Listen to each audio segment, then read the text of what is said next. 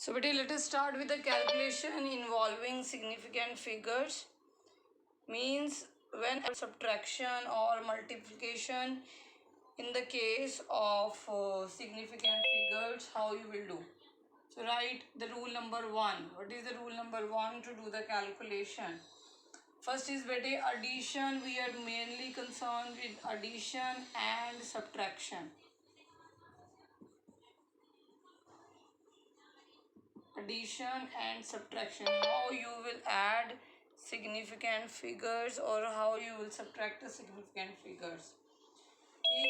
When you will add or subtract, okay, numbers having different precision, जो final result होगा that will be consisting of same number. The rule is, write the rule only, same number of decimal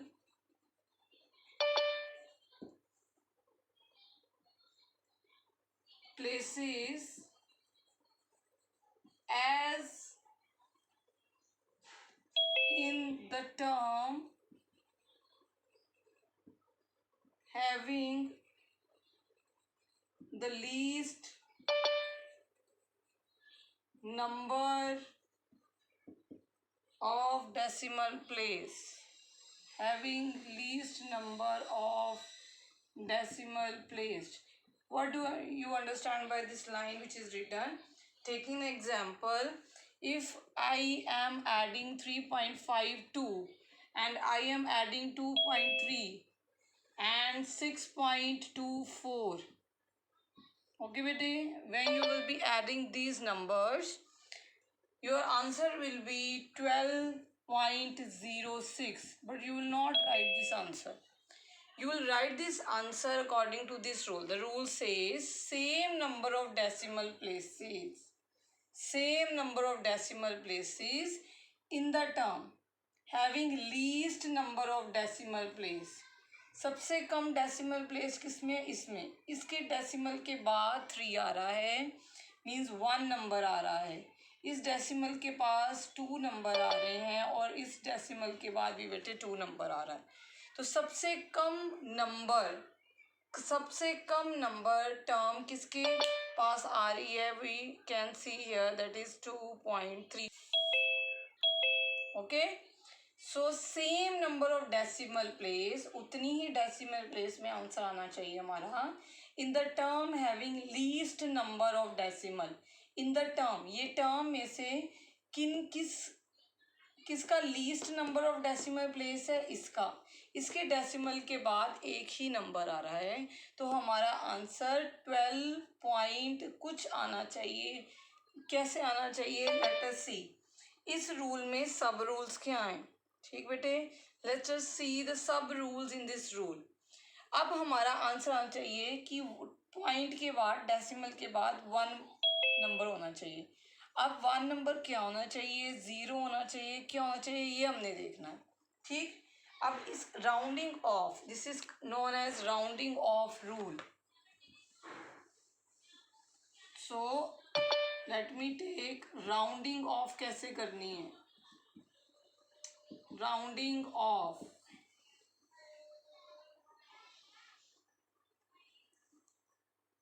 ठीक, जैसे ये ही number है, अगर हमने मान लो ये नंबर ड्रॉप करना है और हमें डेसिमल के बाद 1 डिजिट चाहिए, तो अगर ये नंबर मोर देन 5 है बेटे, तो ये वाला नंबर हम 1 नंबर से इंक्रीज कर देंगे.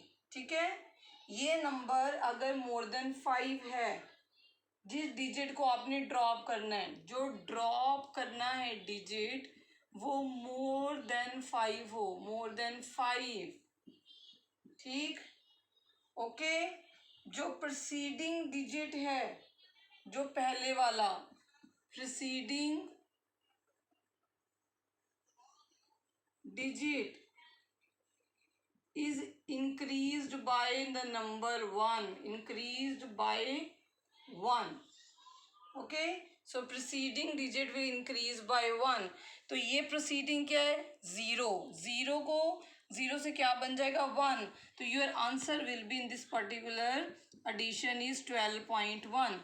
तो हमने फर्स्ट रूल को फॉलो करते हुए जिसने हमने कहा था कि जिसमें least number of decimal places हैं, डेसिमल नंबर वो वाला हमने लेना। तो हमने ये पिक किया, इसके डेसिमल के बाद एक ही नंबर आता था, तो हमारा आंसर ये आएगा। ओके, अब नेक्स्ट इसी में ही सब रूल, अगर मोर देन 5 ना हो, if the digit is to be drop is less than 5। अब जिसको ड्रॉप करना है इज लेस देन 5, देन हमारा वैसे का वैसे ही रह जाएगा। वेट, कब रोक दिया?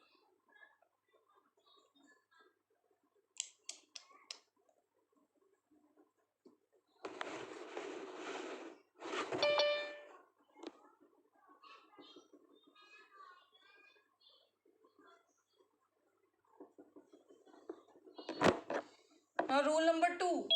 Rule number 2 is for multiplication and division.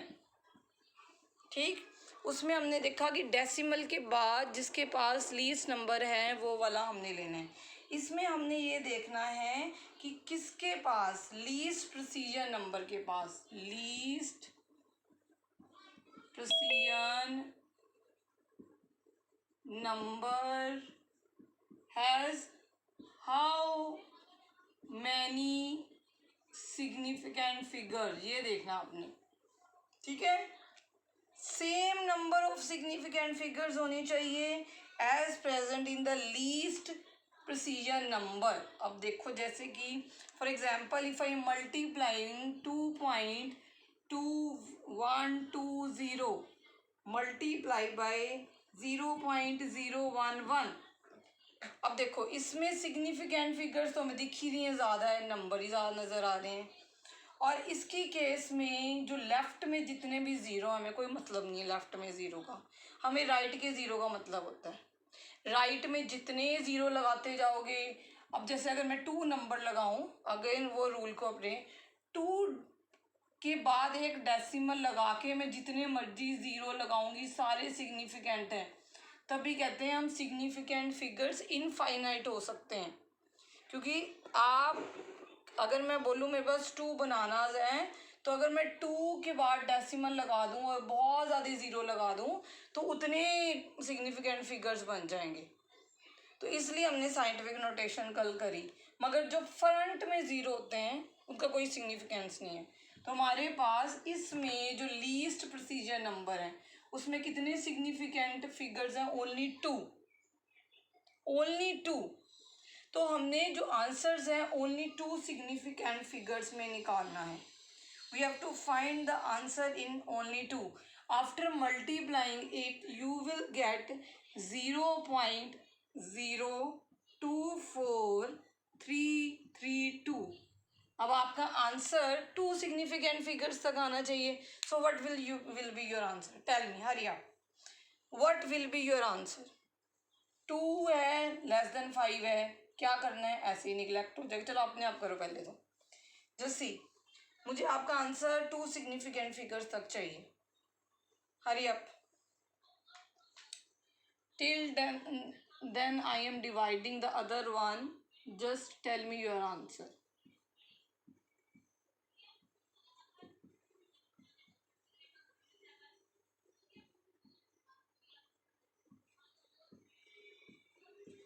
Okay, हाँ जी, anyone? Okay, Samriddhi has raised the hand. Okay Samriddhi, what is your answer? हाँ जी बेटे। 0.024. Yes, it is 0.024. We want to 5 up to 2 decimal. इसको अगर ड्रॉप करें, दिस इज लेस देन 5, तो 3 वैसे का वैसे रह जाएगा। इसको ड्रॉप कर दिया मैंने, ठीक। 3 है, इसको मैंने ड्रॉप करना है, आगे वाला नंबर भी 3 है, तो जिसको ड्रॉप करना अगेन लेस देन 5 है, तो आगे वाला नंबर वैसे का वैसे रह जाएगा। अगेन मैंने जिसको ड्रॉप करना है वो 3 है जो कि लेस देन 5 है, तो मैं वैसे का वैसे ड्रॉप कर दूंगी इसको, आगे वाले नंबर को कुछ नहीं करूंगी, तो मेरा आंसर क्या आ जाएगा 0.024। अब इस केस में इन दोनों नंबर में से जो लीस्ट प्रोसीजर नंबर है, जिसके लीस्ट सिग्निफिकेंट फिगर्स हैं, वो क्या है 3.76। 3.76, तो इसका मतलब इसमें कितने सिग्निफिकेंट फिगर्स हैं 3। तो हमने आंसर भी 3 सिग्निफिकेंट फिगर्स में निकालना है। तो what will be your answer? Hurry up. तो now Smriti will not answer, Divyanshi will not answer, other one. Where are the boys? Where are the boys बेटे? Divyanshi and Smriti are raising the hand. Where are the rest of the class gone? You are having a doubt. अच्छा क्या doubt है बताओ? चलो मन्नत को answer पूछते हैं और दिव्यांशी से डाउट पूछते हैं। हाँ जी ma'am 1.12। 1.12 very much right, it is 1.12। देखो क्यों, अगर हम ये 3 इज लेस देन 5 तो 6 को कुछ नहीं करेंगे, मगर अब ये मोर देन 5 है तो ये वाला जो नंबर है, this number will be increase by 1, तो इसके बाद आपका नेक्स्ट डिजिट बनेगा 1.123। इसको ड्रॉप कर दिया मैंने। मगर अगर अब ये भी लेस देन 5 है तो जो नेक्स्ट है उसको कोई इंक्रीज नहीं करेंगे, योर आंसर विल बी 1.12। हाँ जी Divyanshi, what do you want to ask? Ma'am अगर हम 2.2120 और 6.011 को मल्टीप्लाई करते हैं तो आंसर डिफरेंट आ रहा है। क्या आ रहा है बेटे? मैम 13.296। 0.011 बेटे, it is 0.011। Okay ma'am. Okay ठीक है। So now you can lower the hand. So any addition, multiplication, subtraction you can do by using these rules. Now we'll start with the law of chemical combinations. Law of chemical combinations. So certain rules, certain laws are given to us by the scientist, how the different or the same element combine to form molecules. Okay, there are certain rules. These are known as law of chemical combination. So there are total 5 rules which were given to us.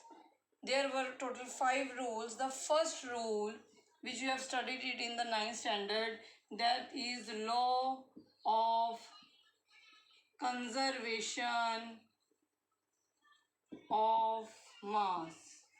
This is the first rule which we have already studied also. ठीक? Next is law of constant or definite proportion.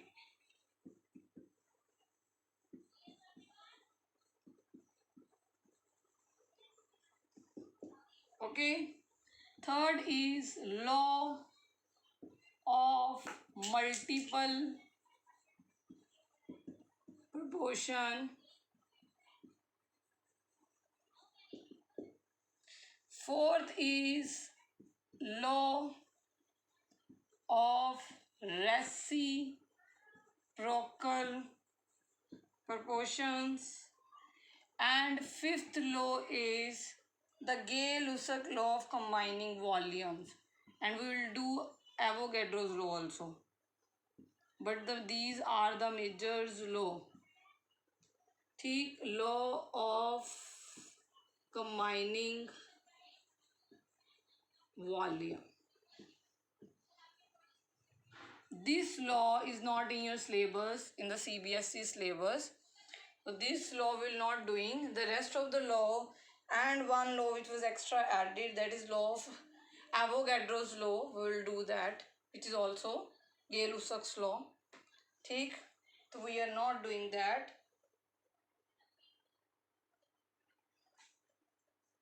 Okay. Getting my point? So there are write down and then I will explain one by one. Each law we will doing one by one.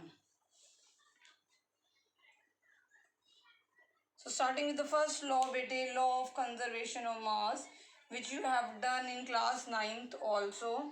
We state that in all the physical change and chemical change, total mass of the product is same as the total mass of the reactant. If any reaction is going on, any kind of physical or any kind of chemical change is occurring, ठीक, physical change मतलब मान लो ice से water बन रहा है, तो जितनी ice आपने ली है उतनी ही क्वांटिटी ऑफ वाटर बनेगा, मास कंजर्व रहेगा.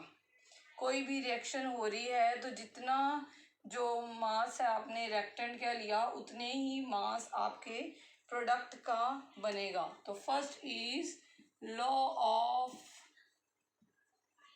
Conservation of mass. Okay, this is the first law.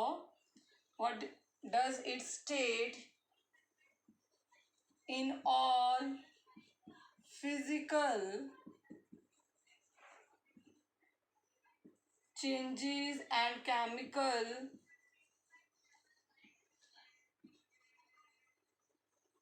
reactions,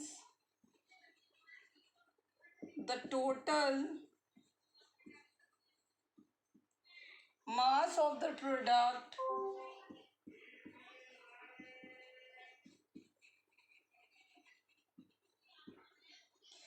is the same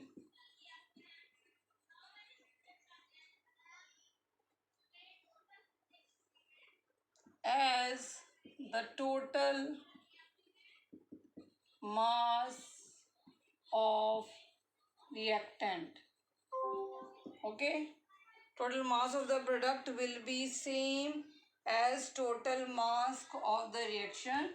The experimental variation was done by an experiment that is also known as Landlord, जिसने verify किया था ये law. ठीक है, तो he has mixed silver nitrate and NaCl. ठीक है, silver nitrate और NaCl मिक्स किया था, जो कि डबल डिस्प्लेसमेंट रिएक्शन हुई तो सिल्वर क्लोराइड प्लस NaNO3 उसको मिला. This is a white PPT you have done in class 10th also. Silver plus chlorine give you white, sorry, silver chloride give you silver plus chlorine in the case of photolytic reaction. ठीक है, तो formula of this and the color of silver chloride you know very well. ठीक है, तो उसने एक tube ली थी. Actually he has taken a tube. Okay, so I will draw like this.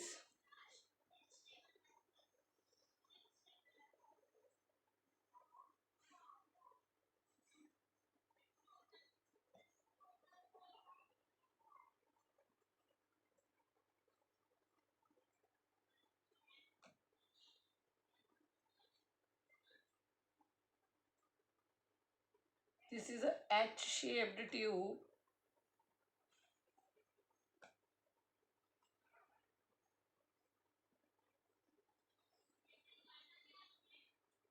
He has taken a H-shaped tube. After reaction, and this is, he has taken a tube which is consisting of silver nitrate and NaCl. This solution was taken in the two limbs.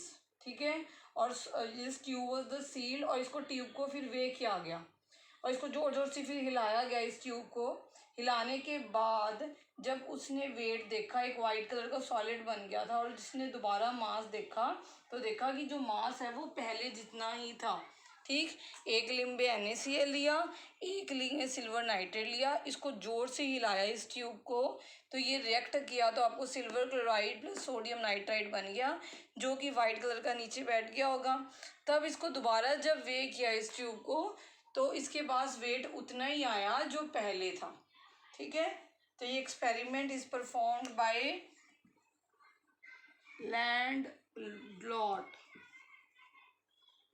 Okay, तो इसने verify किया ये H shape tube लेके।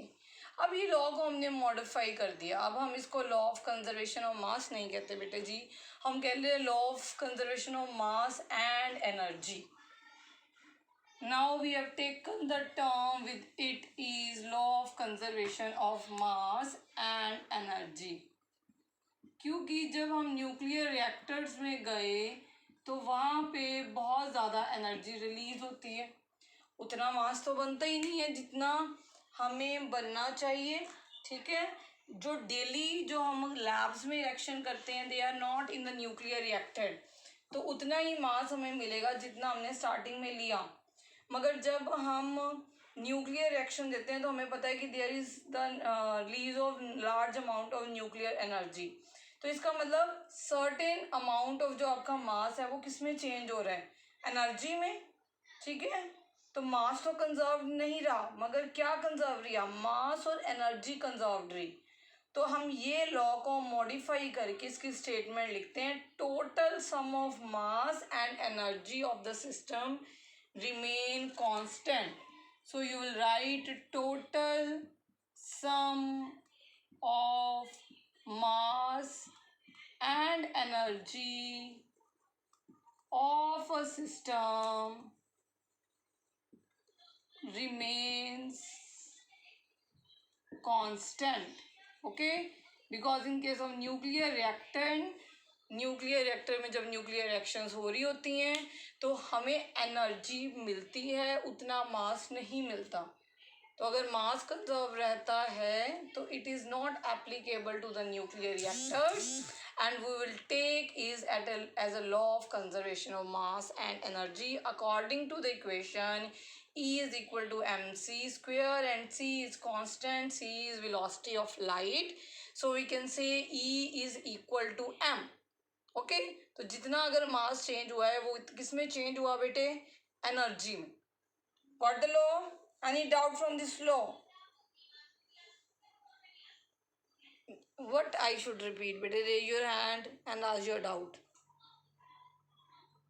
हाँ जी, what should I repeat.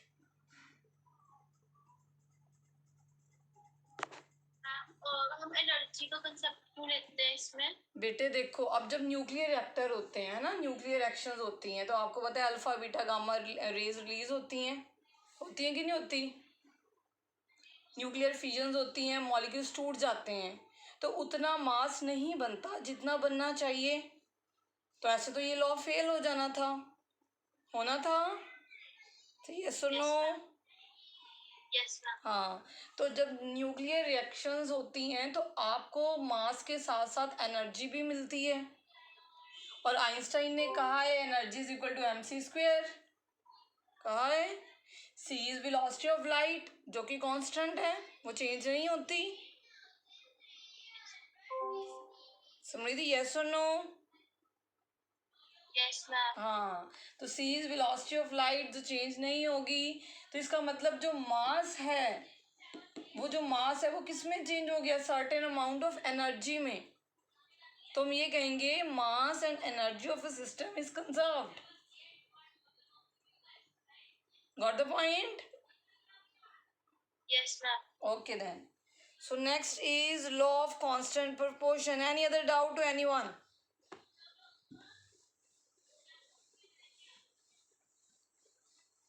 Very good.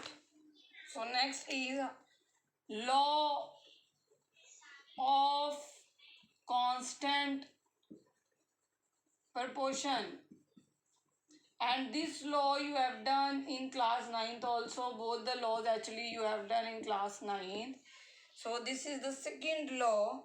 We state that a chemical compound always consists of same element combined together in fixed proportion by weight. So write a pure chemical. So we are generally giving example of water, है ना, if you remember, और ammonia 9th की जो chapter में था।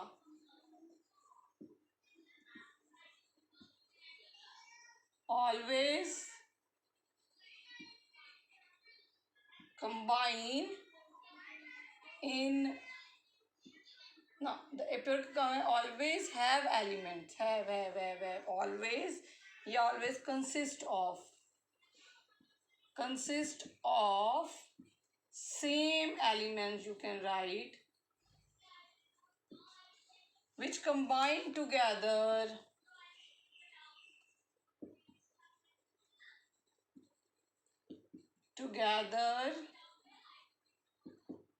in a fixed or a definite proportion by weight.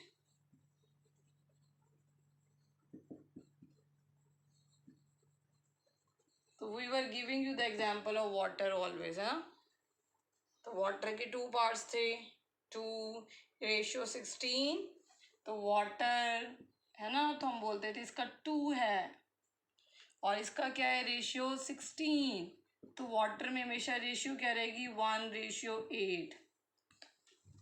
Okay बेटे, this example we use to give you generally if you remember. Do you? तो water में 2 मास था H2 का और ऑक्सीजन का 16 था. जब इनकी रेशियो निकाल ली तो हमारी 1:8 आई. एंड वी यूज टू से कि दुनिया में कहीं भी चले जाओ, जो वाटर में जो ये वाटर बना है, किसी भी एलिमेंट्स किसी भी 2 एलिमेंट्स जो एलिमेंट्स है वो हाइड्रोजन ऑक्सीजन ही रहेंगे. कहीं भी चले जाओ, आप यूएस से चले जाओ, इंडिया चले जाओ, आप कहीं भी चले जाओ, तो वाटर H2O ही है और वाटर में हमेशा